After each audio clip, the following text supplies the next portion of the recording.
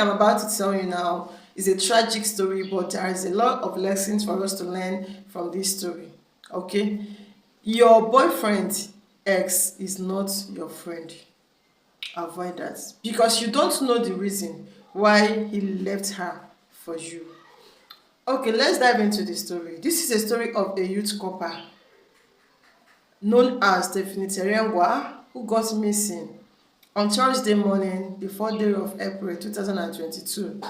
Stephenie was a student of University of Agriculture, Benue State, where she studied microbiology. So after her school is to serve in Abuja as a youth corper. She has a boyfriend as Edward Ashado. This man resides in Lukuma, Abuja. So because Stephenie was to serve in Abuja, where her boyfriend lives, she had a son for this man already. So she has to move in with the son, who is 1 year old. Then on getting to Abuja, she met Jennifer, whom Edward introduced to her. But what I don't know is what Edward introduced Jennifer as, whether as a sister, as a cousin, or as a friend. I don't know.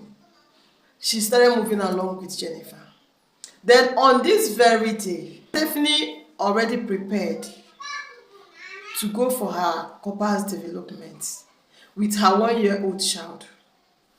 There and then, she received a call from Jennifer to come and pick her phone. So she went to Jennifer's house to pick her phone. Then on getting to Jennifer's house, she met two guys who hijacked her, tied her up on a chair, then left. Jennifer poured a corrosive substance on her face, which resulted to sending her to her early grave. And she called those guys out of panic that she had sent her to her early grave. The next day, they took the child to a nearby church, Holy Trinity Church in Maitama, Abuja. Then dropped the body of Jennifer on the roadside in Maitama. So the church authorities started investigating the matter. They got to know that the child belongs to Edward Ashado's family. They informed the family to come and pick up the child. Then Edward has also informed Stephenie's family about her missing. And they have to share the story to the social media, so many platforms, and also inform the police concerning that. Then the police divisional headquarters in Maitama, Abuja, started investigating the matter. They first arrested Edward Ashado and also Jennifer, who happens to be the last people that saw her before she got missing. Then when they started interrogating and investigating the matter, they found out that there are 3 suspects involved in this. So they arrested those guys, 36-year-old Simon, aka Black, and 35-year-old Solomon Abu. It was these 2 people with alongside with Jennifer that masterminded this. When they started interrogating them, one of the guys said she happens to be a colleague, that the only thing he contributed in doing was just to open gates for the lady to come in. The other one said he tied her up and left. But Jennifer said no, that she wasn't the one that killed the lady, that she did not plan with them to buy this lady, that the only thing she wanted to do is to scare her away from her man so that she can have her man back.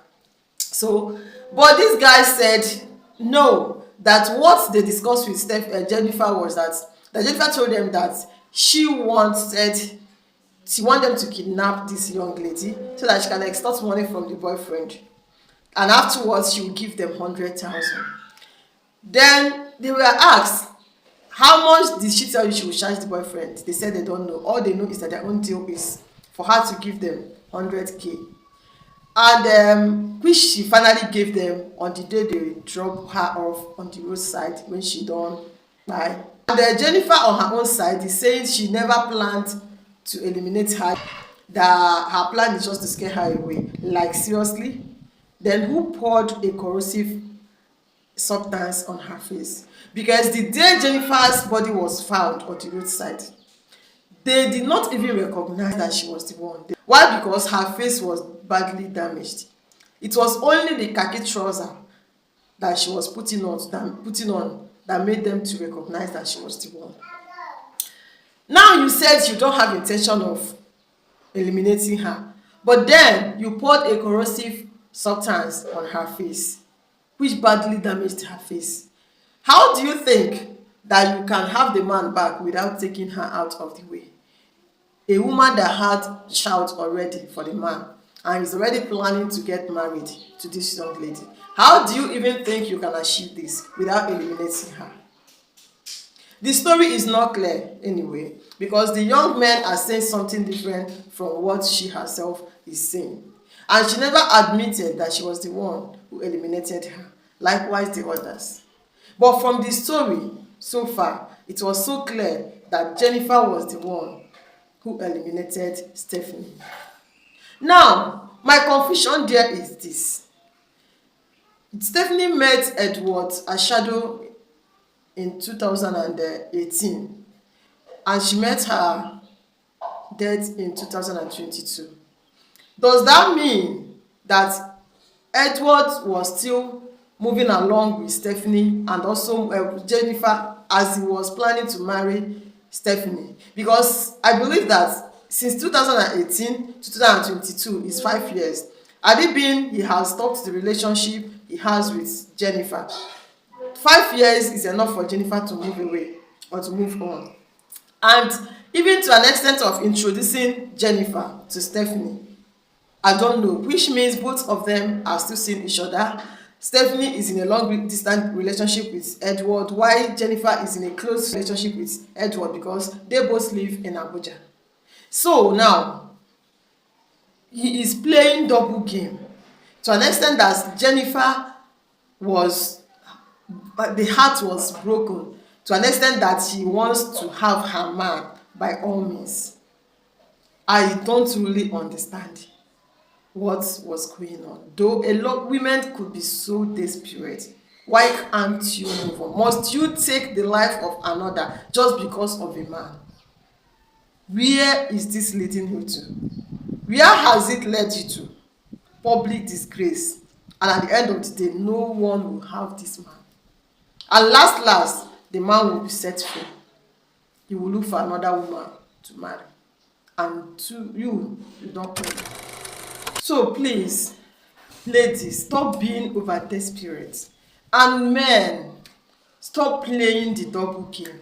If you don't want to settle with a girl, please let her go. Let her go. Not after wasting her time, you bring in another person. And last, this is the result of this. But then and then again, you have no reason to take the life of another just because of a man. There are so many men out there, your own husband could be there waiting for you. Why not go out and look for another man? If you know your worth as a woman, you shouldn't be fighting for a man who does not want you. After all, if this man actually wants you, he shouldn't have dumped you for another woman. For a man to be moving with you, okay? I've forgotten the language to actually use there. Sometimes some things could just escape somebody's brain. Okay, for a man to be dating you, yeah, and he is planning to marry another woman, are you not okay? Can't you just see a man who is dating you is now planning to marry another woman, meaning that you are not qualified to marry him? Can't you just move on? Can't you move on? Must you force yourself into the person's life? A man you force yourself into his life will never value you, and that marriage will not last. Do you even think that if you have ended up eliminating the girl successfully without anybody knowing about that marriage will last? It will never. And you are still saying you are not the one, that you never planned to. So guys, this is the end of this story. But I believe that a lot of us has learned lesson. we young ladies, the men out there, we have learned a lot of lessons from this video. What do you think about this video? Drop your thoughts on the comment section about this video. And as you watch this video, don't forget to share this video. Subscribe to my channel if you have not done that. I'm your girl, Miki. See you on our next video. I love you guys.